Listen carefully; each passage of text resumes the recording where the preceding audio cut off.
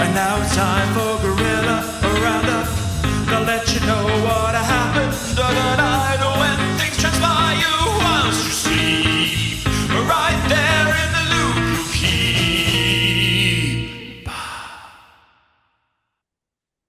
Well, welcome back to Guerilla Roundup. I'm pleased to say that our special correspondent Toby Reynolds has been at Manuka Oval in Canberra for the second of the T20 internationals. And finally, we had a game that actually created some excitement, Toby. Uh, Australia made 185 for five, and in reply, England women with five balls to go were 168 for four, and then it rained, and Australia won on the DLS method by 6 runs. So take us into what happened for you today and how it went. Yeah, it was a really good game, generally, I thought. The Aussie women started out strong as they had done throughout this whole series. Beth Mooney, yet again, at the top, continuing her fine form, made 44, top of the order, batted nicely. A couple wickets in the middle slowed them down a fraction, and then right at the end, Grace Harris and Tyler McGrath just went ballistic. The highest ever 6 wicket partnership in a women's T20I for Australia. They made 71 in the end. Tyler McGrath 48 not out, won a man of the match or player of the match. Grace Harris 35 from 17, and just coming in at number 7, I think just yet again shows. We talked about on the podcast 2 days ago as well, 3 days ago, but just shows how strong this Australian side is that they've so lucky to have her coming in so low down. Pick of the bowlers for me, Charlie Dean, 2 for 28, 7 economy of 7, just bowled really, really nicely. In the press conference after, Heather Knight praised her and said she's bowled well throughout the series, but this was the time she actually managed to pick up a bit of a reward and managed to, she's been bowling the balls in the right place at the right time, but hadn't quite gone right for her. And this was the game that it definitely stuck for her. And then in response, England women, Danny Wyatt led the charge at the top of the order, just going big as she often does. 52 from 40 she made. Really, really good over the offside in particular. Just gave herself some room at times. One thing that really caught my eye with her was at one point she shuffled across her stumps, swept one over fine leg for 4. They brought a player up from the offside, pushed someone back out fine leg, and then she just backed away and carved one over the offside instead. Yeah. So she's obviously very, very clever with the way she goes about it at the top of the order and really manipulates the field nicely. And then, as you mentioned, got really, really tight down towards the end. And the one game where it was getting close and the umpires decided to call it early. It was absolutely tipping it down, but you could obviously see some frustration with Heather Knight. Obviously, she felt very confident. She was in the zone, but it was too wet, unfortunately, to continue. It has to be said that it was probably most unlikely that she would score 18 runs off the remaining 5 balls, but we shall never know. So one thing that I noticed before today's game is that Heather Knight said that England would be bringing the mongrel out today. And I think we got Alex Hartley to thank for that. Basically, I had the feeling they were saying, fuck you, Alex Hartley, we're going to show you we can actually play. And they did. And it was refreshing to see, wasn't it? It really was, yeah. They for the large part, particularly in the field, were much better. Their final, the penultimate over there were a bit sloppy. They let a couple through for 4s, which they maybe should have stopped, and they had a drop catch, and that over they were punished for I think 13 from it. But generally they were much better in the field. There's still definitely room for improvement, and I'm sure there will be.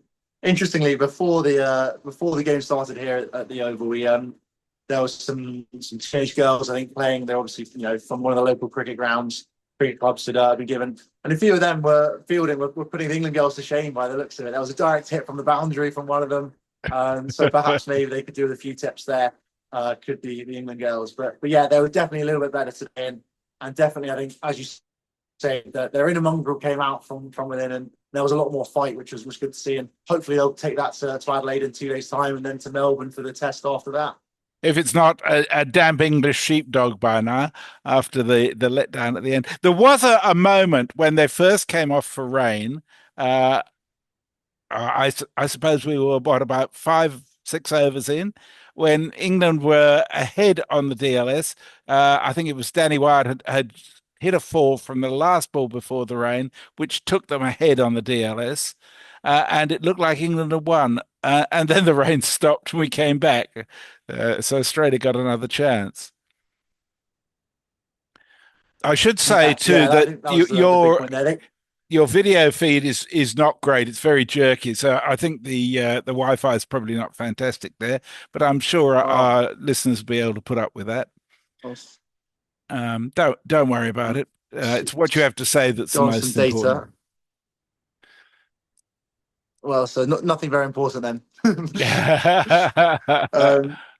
So in the I think it's fair to say that the Australian fielding was not up to their previous standards. They dropped what, 3 catches at least. Their ground fielding was quite good. I think Tyler herself dropped 2, which was a surprise to see. Off one really tricky one off bottom bowled, another one similarly tricky actually a short fine leg diving forwards. The fielding, I think, was just perhaps today they've just on and off with the rain as well. Probably never helps, and focus on different things. They also, I'm not sure if the cameras caught it, but I think on the 5th over, so the second DLS kicked in, the Danny Wyatt and Maya Boucher went charging off the field in hopes of maybe forcing the umpires, but to the joy of the crowd and the Aussie fans, they were called back by the umpires. It didn't really help Heather Knight's case when she didn't want to go off when it was raining even harder after the first ball of the 20th over. Definitely not. Yeah, she was very disappointed with that. One thing I was very pleased to see watching it on television here is that it's the first time I've seen a broadcaster show the DLS score in real time live next to the actual score being shown. I don't know why that isn't always done, but it was nice to actually be able to know exactly where it stood at any moment. Yeah, I think again, it's probably that's a maybe slightly different debate, but around the fact that the accessibility around cricket, and particularly if you have no idea what you're watching, and then it starts raining, you see these random things pop up on the screen. I'm sure they explained it well, but as you say, if even for true cricket fans who understand what DLS is, if it's not on screen, it's not very useful because they have no idea who's ahead, who's behind. And it's a good reference point really, because you can kind of judge how teams are going to bat or might bowl and try and maybe go a bit more defensive, a bit more attacking if they know that they're behind a rate or might need to get ahead of it. I take it was being shown on the scoreboard there, was it?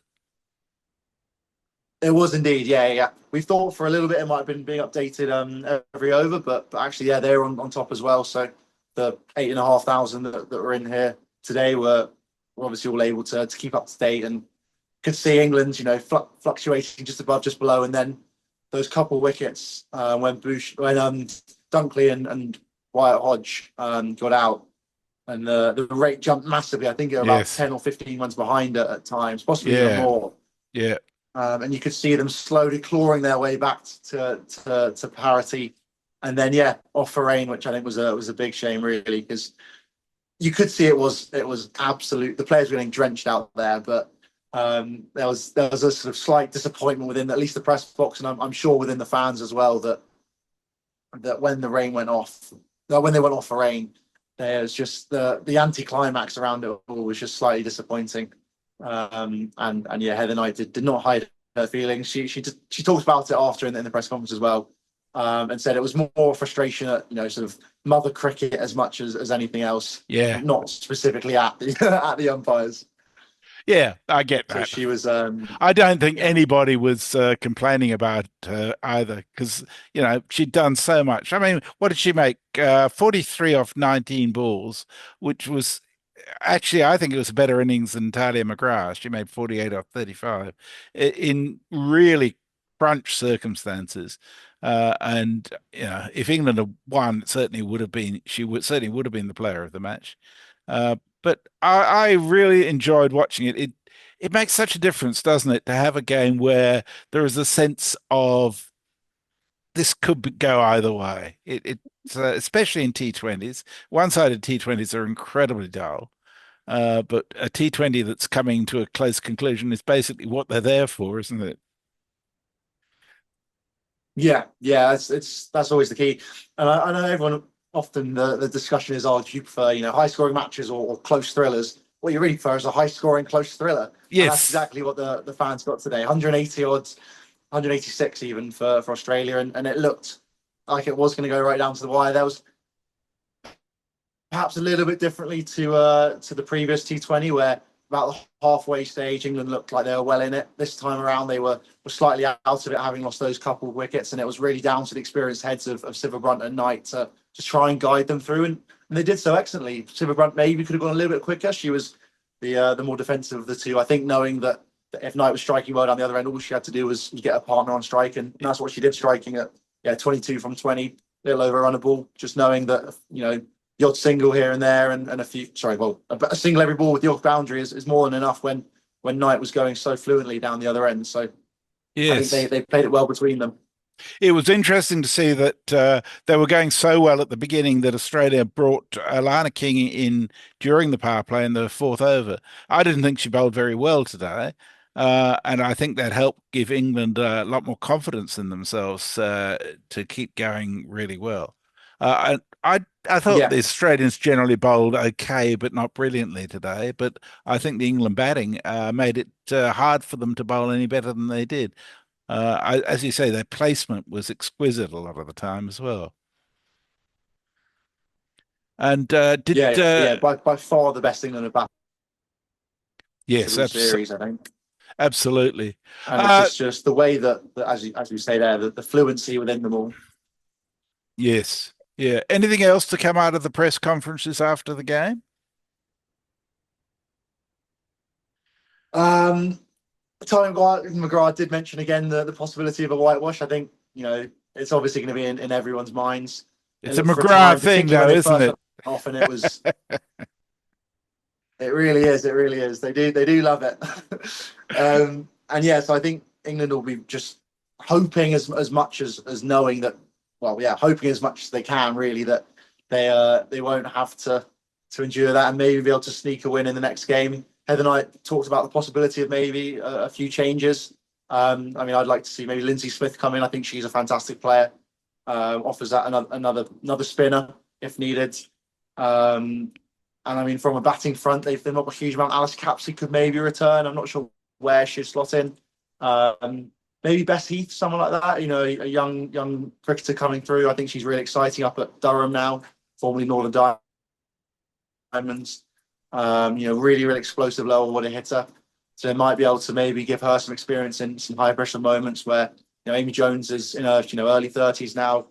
Heather Knight's in her 30s. Nat Siva Brunt's in her 30s. A lot of this England side, as much as there is a lot of youth in there as well, there are a few players perhaps coming towards the end of their careers over the coming years. So it would be really good to maybe see, can we blood a few youngsters? Danny Gibson maybe another option as well with her all-round ability. So I'm sure, over the next day or two, we'll find maybe a few more announcements as well. And I think there's meant to be a press conference with John Lewis tomorrow. So I'm sure there'll be a few hard-hitting questions within that. So that'll be an exciting one to hear. Oh, it certainly will. Interestingly, I did a comparison just before the game today of the average age of the two sides. The Australians are about 6 months older than the English on average. Both teams have got quite a good mix of mature and really quite young players, which is healthy for the game.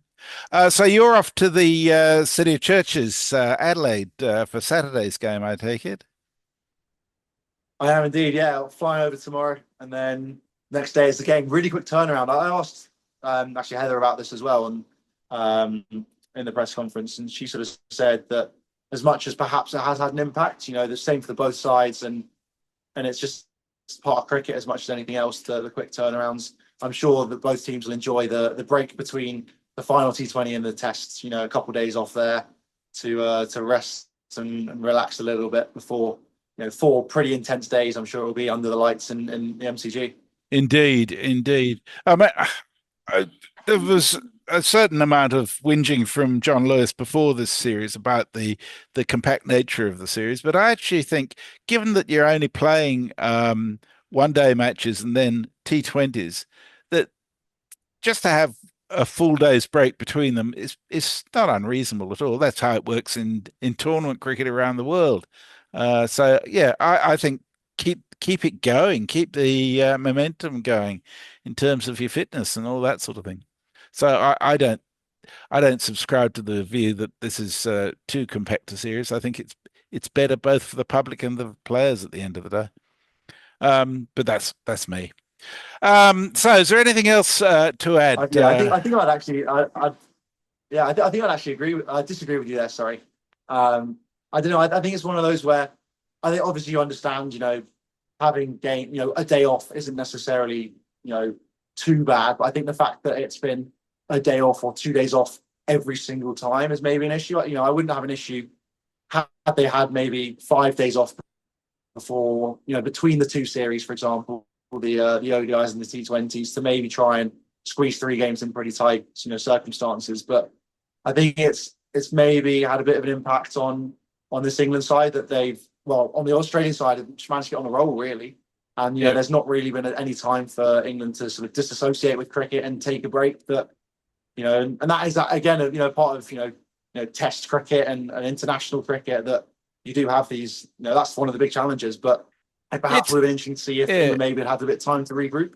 It's not like, a 5-test series where you're playing up to 30 days of cricket. Up to 25 days of cricket, although it very rarely is these days. I mean, they've only played 5 days of cricket in 2 weeks. Yes. I don't think that's too onerous, is it? I know there's traveling and all I that think sort of thing. From a physical side, definitely, but maybe from a mental side, perhaps. Maybe. And a personnel side. Yeah. Anyhow, well, look forward to Saturday's game, and I hope it's as close as this one. And you'll be joining us on Saturday evening, hopefully. I will be indeed. An excited report for us. And a reminder to our listeners that you've written a report that's on the Guerilla Cricket website, I presume, again. So I have it. It's out, ready to read. Encourage people to go and have a read of that on the Guerilla Cricket site. And look forward to catching up with you on Saturday. Thanks so much, Toby. And now it's time for Guerilla Roundup.